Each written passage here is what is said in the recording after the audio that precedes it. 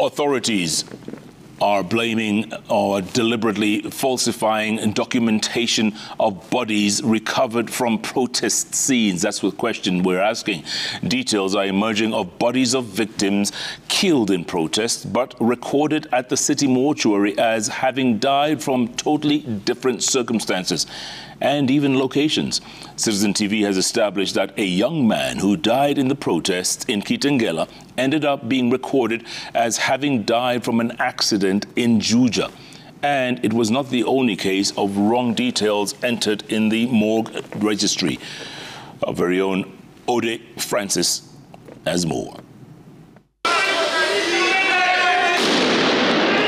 The city mortuary, recently renamed the Nairobi Funeral Home, has over the last few weeks witnessed a spike in the number of families that come here in search of answers over their missing relatives. It is, however, emerging that there are errors committed during registrations of body delivered at the facility. Some entered as unidentified, complicating the process for their kin. Citizen TV has established that some victims of the protest may have been registered as having been picked up from accidents scenes far removed from where they were, or even killed by members of the public in mob justice. Charles Owino, who according to the family was last seen in Kitengela and believed to have suffered a gunshot in the head, whose entry point is visible on the body. Fika jana akaniambia anaenda kununua dawa, hawakuwa nasikia vizuri. Hata kie yenye imepata niko na kie zake hapa. Sasa mimi nilikuwa nafikiri kijana wetu mdogo wangu anarudi nyumbani, kumbe nasubiri kitu yenye haipo.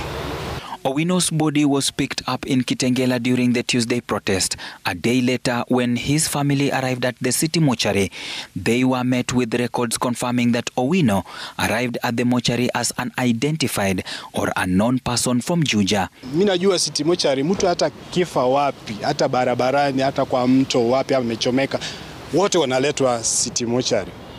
Hasa how comes huyu jamaa wetu hayuko hapa? Ndio sasa tena jamaa karudi ndani, akakuja na picha tukapata ni yeye yuko hapa. Tumepata yuko hapa lakini details wamechange. Wanasema alikufa kwa road accident Juja.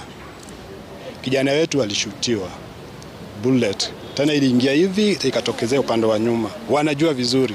Despite confirmation of Owino's identity, the family has dozens of unanswered questions. Authorities have informed them that they must submit a police OB report for the government to conduct a post-mortem exam to determine the cause of death. Tunaenda Juja kufanya nini? Juu wanatuambia kuna post-mortem mpaka tuende Juja. Watu wengi wamepotea huku, lakini pale wanakuku majina na wanaweka kitu kingine ndio watu wasijue chenye imehappen. This is about the government. Wanaua watu, wakifikisha watu hapa hivi wana change the details.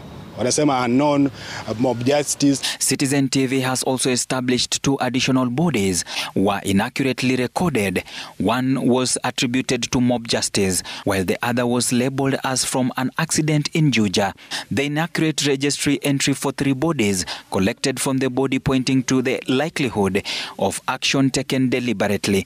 The bodies await identification at the city mortuary. Now, as the body of Charles Owino lies in this mortuary, that is city mortuary, the family of Charles Owino insists that their son was shot at Kitengela, while the records in this mortuary states that Charles Owino was from Juja, where he was in an accident. Time will tell. Ode Francis, Citizen TV, Nairobi.